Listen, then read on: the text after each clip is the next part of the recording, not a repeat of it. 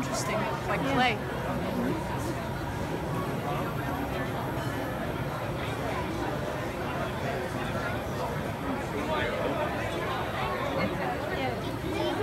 Several different glass designs being made, like cups or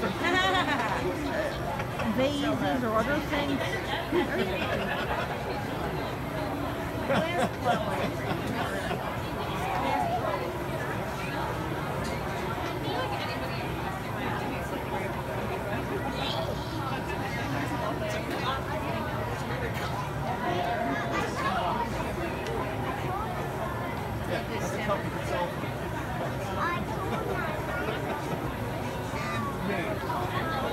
Can't get one anywhere else.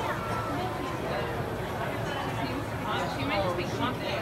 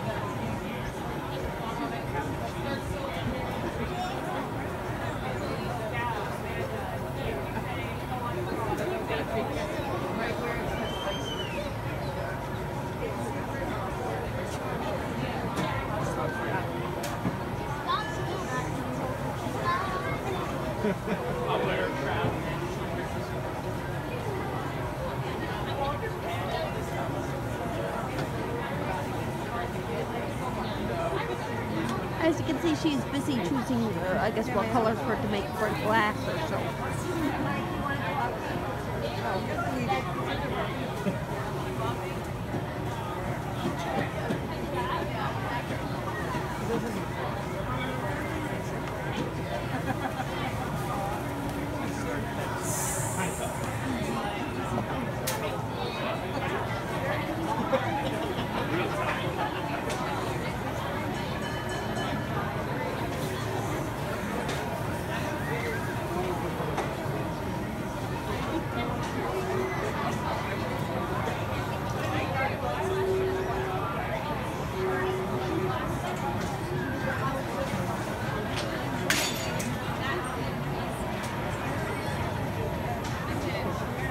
Breaking that stuff.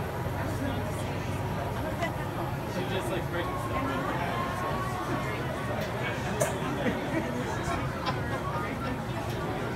It's alright.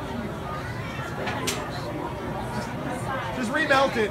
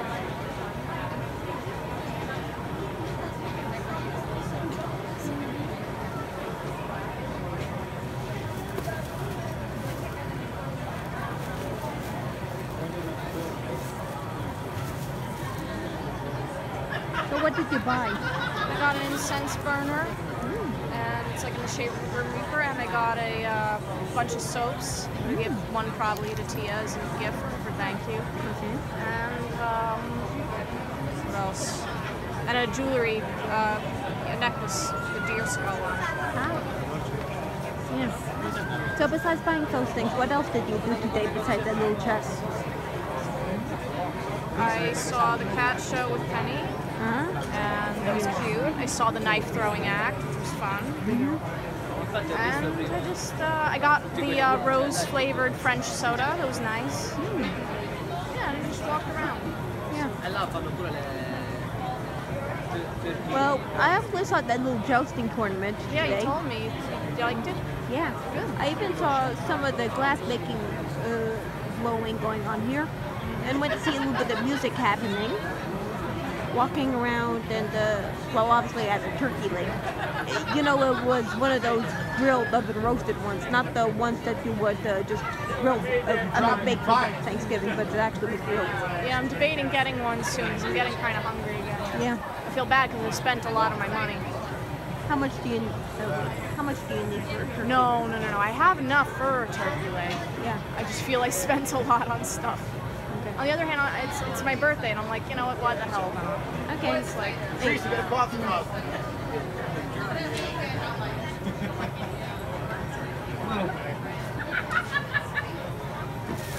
Tracy, get a coffee it's all stuff I know I'll use and like, so it's worth it. Yeah, I think I'll maybe get a turkey leg after this. Yeah, they're A small one. They're $10.50, by the way. $10.50. Yeah. That sounded like. And they only have big ones. I'll see how big they are. You know, they're a normal sized turkey leg or so. Well, just wanted to give you a heads up. Thank you. No, I appreciate that. I mean, is it just the turkey leg on its own? Does it come with anything? Just a turkey leg. Huh. I ate mine while watching the demonstration earlier here.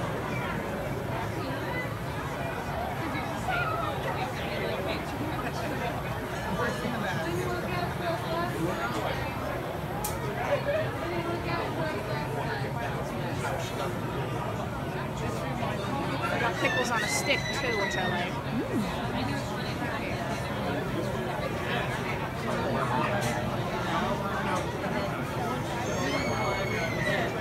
Yeah, now you can do a coffee and sugar, but then when that's done, you gotta start all over. Everybody owns this process of doing one. Get mine as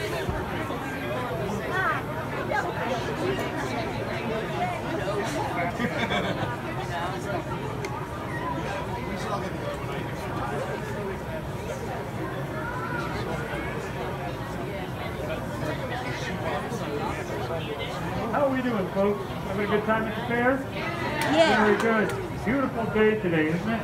It's perfect weather for this.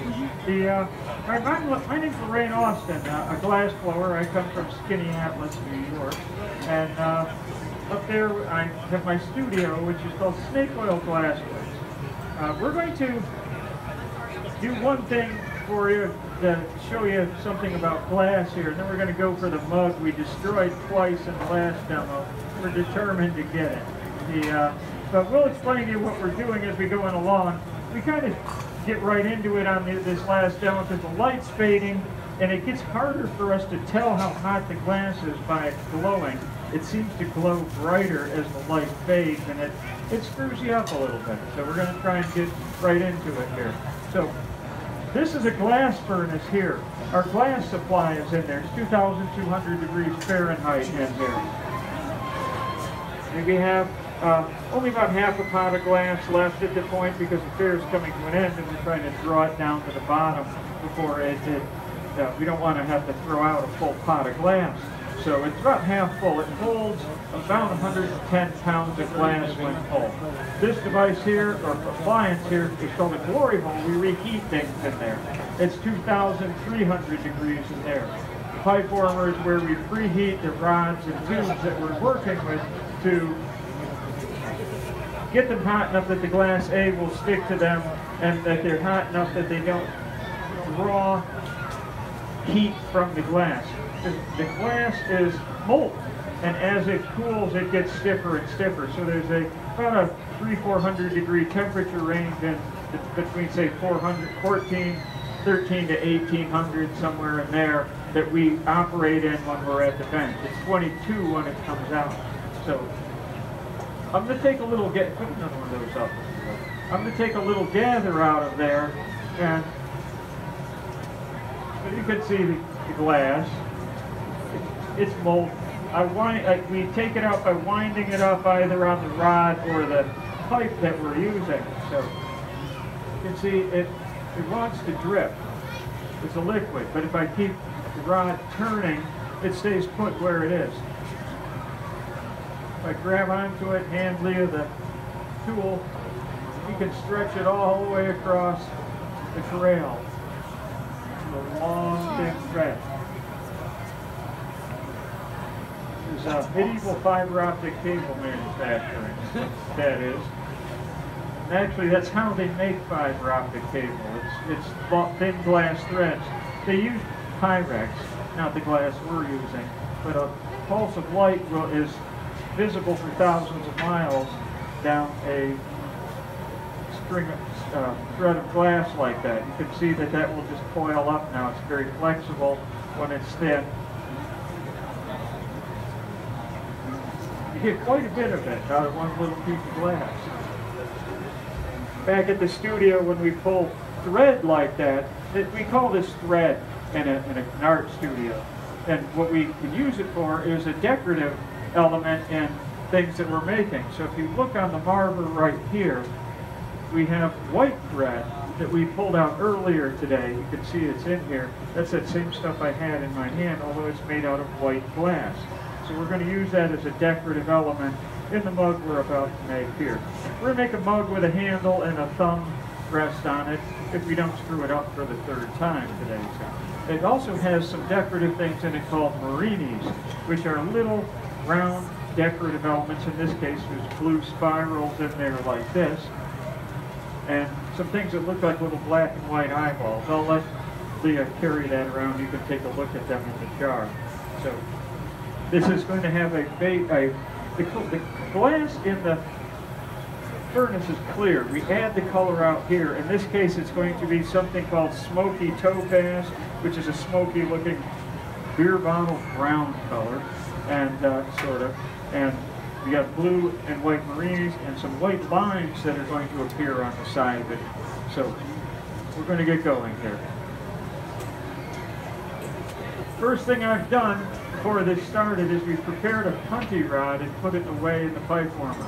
This is the rod the piece will be finished on. When we get it formed to a certain point on the pipe, we're going to attach it to that and keep going from there. This is the blow pipe. It's a hollow tube. This one's about 3/4 inch shaft on it and about 1 1/4 inch at the head. Open. I'm going to take an initial gather of glass from the furnace. And we're going to pick the color up on here. The color is crushed colored glass. It's a dense colored glass. And that's hot enough that glass, those little particles will stick to it and start to melt. You can help that along by going over here, putting it in there and letting it melt. So we have to wait. We need 2 layers of that.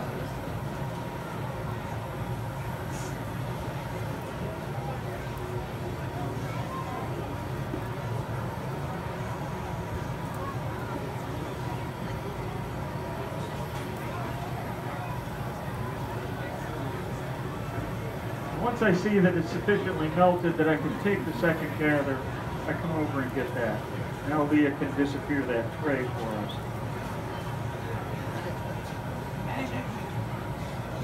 If that doesn't work, just carry it over it.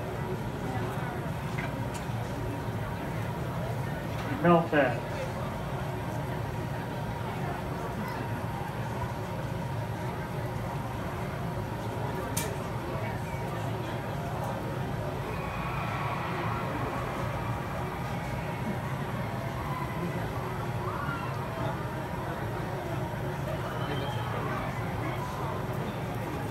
just about melted.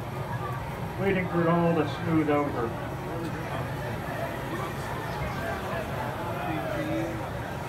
There it goes.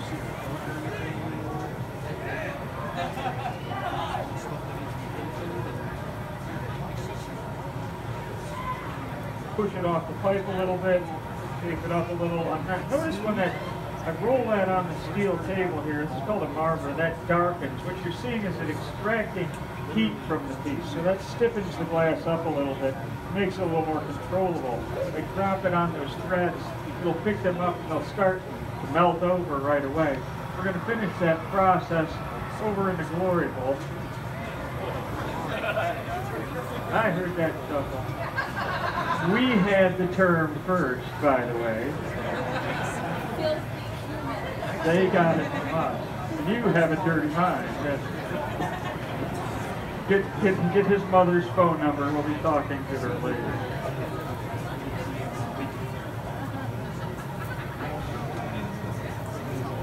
The service we offer. Okay, so now I'm going to put that back in the shape it was before I pancaked it. But you can see if you're close here, there's white lines in there. So they're part of the piece. That's a stiff white color. They won't get much wider than they are now. Because they're much stiffer than the rest of the glass. As I blow it out, the rest of the glass kind of expands around them. They stay about the same diameter. It's how the lines got in that blue glass we were looking at there. This one started out in a similar fashion.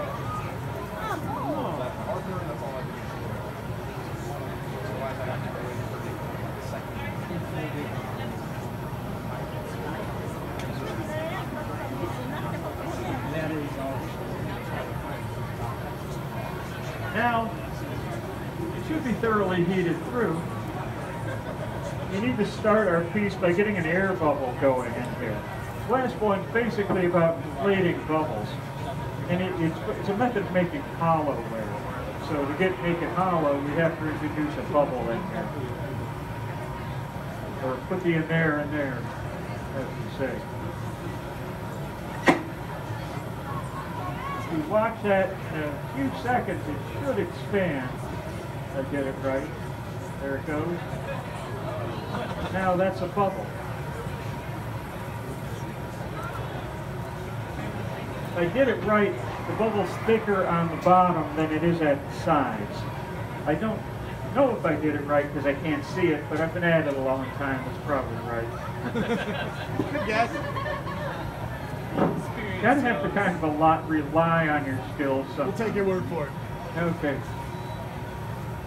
Now we're going to let that cool and gather over it. Second gather is to get enough glass on the pipe to make the piece we want. There's not enough glass here to do that. And we're going to pick up our marinis when we do that. I'll get rid of those scraps of thread there. There we go.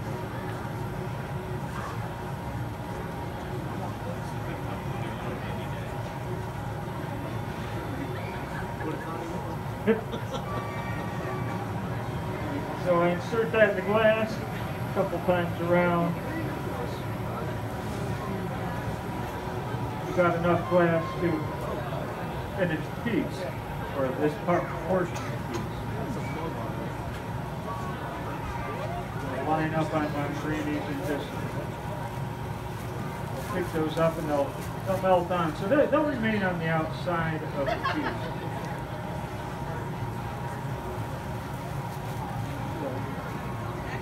While those start to melt in, I'm going to rearrange the glass a little bit on here by moving it here back and forth a little bit.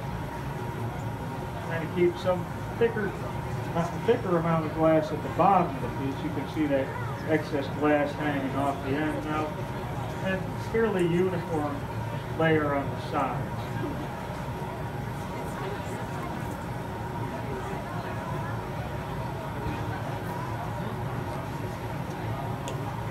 Now we're going to heat those up and melt them in.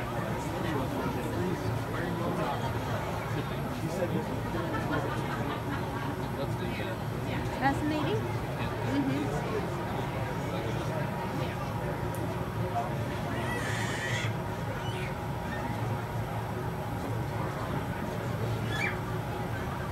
The pipe has to turn constantly in your hand because that's a liquid on there. If you stop turning, it goes off center.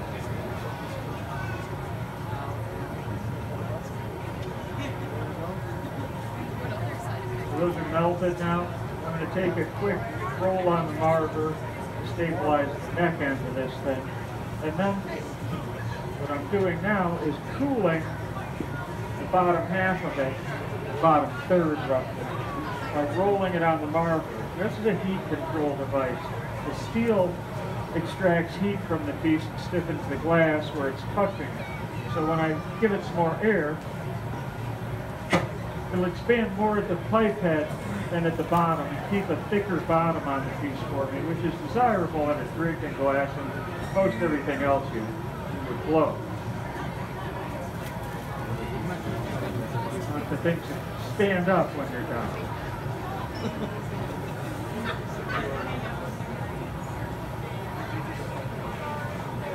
Now I'm heating the whole thing. We're going to lengthen it a little bit at the marver.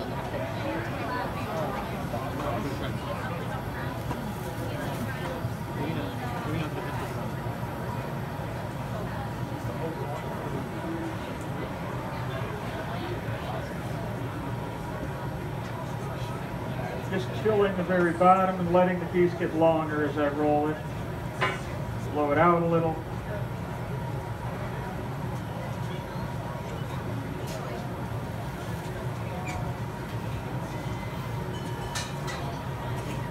I'm going to start the restriction at the pipe head here. This will be the top of the drinking vessel. And this is where we crack it off the pipe, right here. At this juncture. You reheat it a little more, especially the bottom. We have to finish shaping now.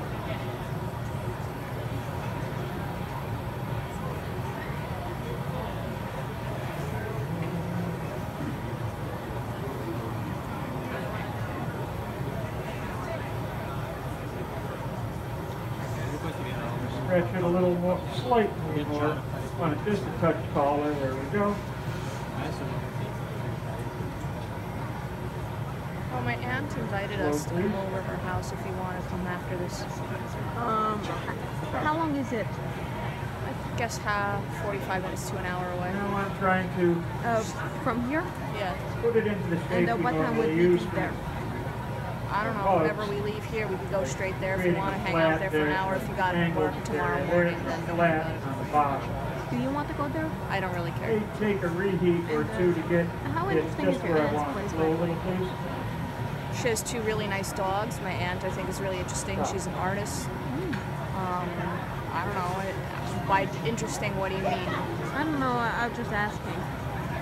I mean, I think it's interesting, Depending on but the I don't know color what it would feel combination like to you're an using, outsider. I mean, you she's my can aunt, proceed so I have more more or less context, you know. quickly on I think her this place is cool, because but Yeah. sometimes the color fights you a little we don't bit. have to go if you don't want to. I know.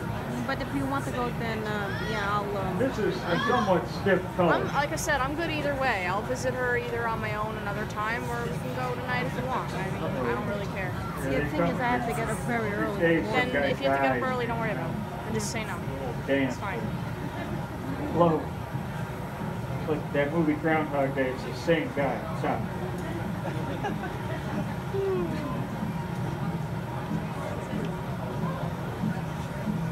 I think you get tired of dying.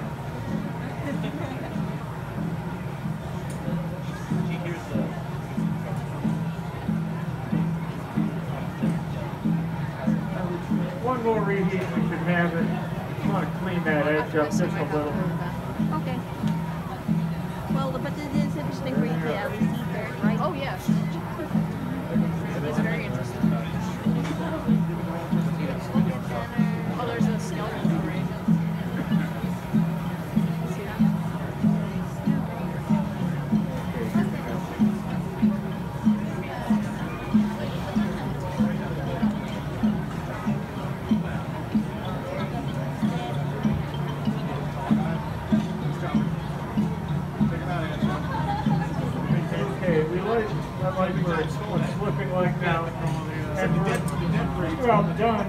much as we can do on the pipe.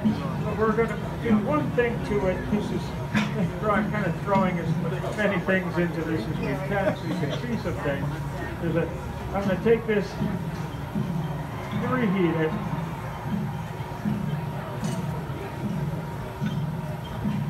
If you want, we could go see that skeleton thing for a moment and then come back here.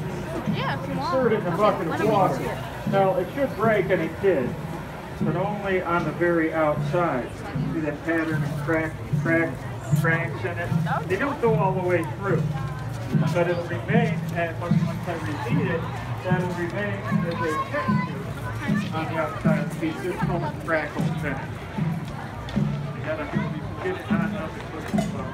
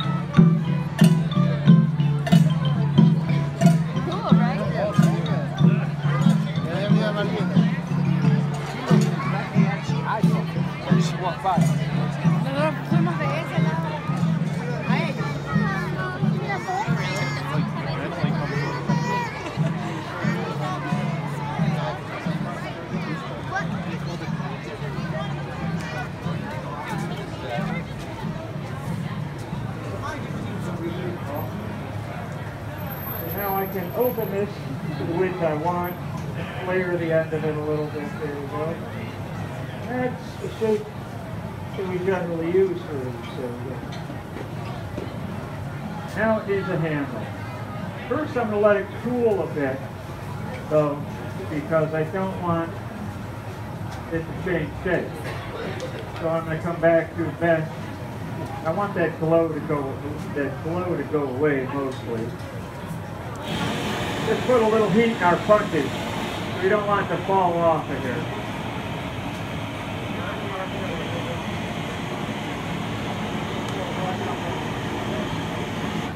There we go. Okay, Leo. Now I need to get the glass for the handle. Leo's going to get that a 4-second reheat right now. Oh, no, let's see what's from the Puss in Boots Tavern or something. 3, 4, get out of here. Where was that? This is a a handle is a 2-gather bit. Bit work is adding pieces of glass to something that's already made. So, Oh, wait. 4 seconds. 1, 2, 3, 4.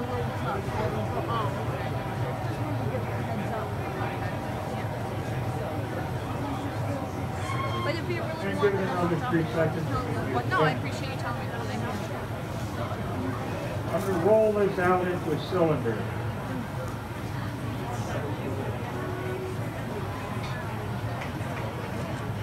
Like 2,000 degree Play-Doh.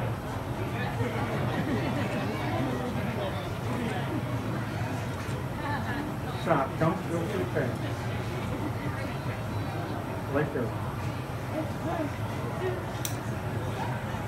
So I put some on there as much as I think I want to use. I'm going to let that get a little longer by swinging it around.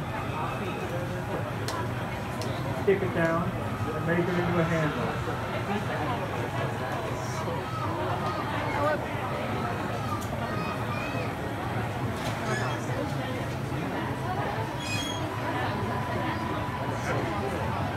Yep.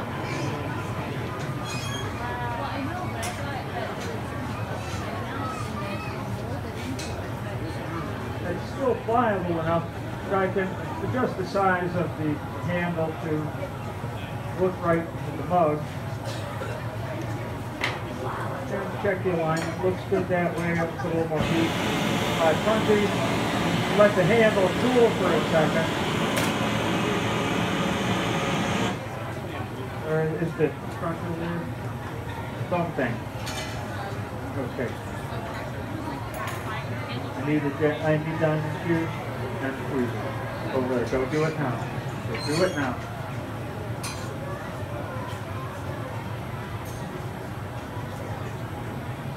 Okay, now it's not a good mug unless there's a thumb rest on the handle. So I'm going to put that on next. Gather a small bit of glass from the furnace.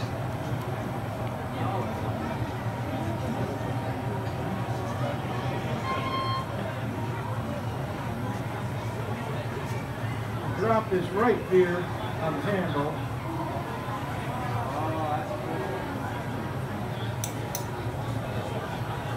Make a little indentation on it with this tool we call a front. Pull a little tail on the end of it. There we go. Now the last thing we're going to do is put our signature on it at the bench. Open. So Leah's going to get me a small amount of glass on a punty. Go. And the studio's name is Snake Oil Glassworks. So our signature is a small image of a rattlesnake. So we're going to stamp on here. So as soon as Leah comes, I'm going to point the handle down, up, drop a little bit of glass right here. Hold. Take the stamp, put it on. There we go. That's complete. Nothing more we need to do to it, except get it off the stick here. But before we do that, I'll come around, you can take a look at it, and then we'll put it away. You can see the white lines in there, the crackle finish, the little marinis on the side of it.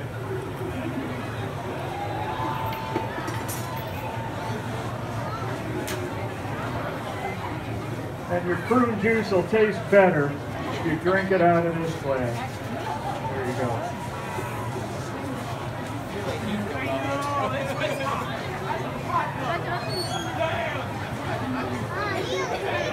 Yep. Now, the puntee is a purposely, intentionally tenuous connection.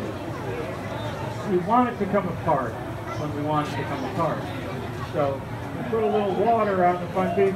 That makes it start to cool quicker than the mug is cooling. So strain is building up. So when I tap that a couple times, that should come right off. And again, I can flame polish the sharp mark so that there's nothing that's going to feel strange or cut someone on the bottom. But you'll still be able to see that puntee mark. And the puntee mark is a sign that something is made by hand. And most glass from the time period that this is, the Renaissance period, would have that mark in the bottom. Now, if you own any sort of glass drinking vessel back in the 16th century, you would have been very well off, wealthy, because it was an extremely expensive material back then, and it took a lot of skill to work with it. So not many people had a drinking glass. They would drink out of something like leather or metal or wood. So I think there's a place that sells wooden mugs up here. So thank you very much for watching. That's it for today's demonstrations. I hope you enjoyed that. We finally got it. That's good. And enjoy the rest of your time here at the fair. Thank you very much.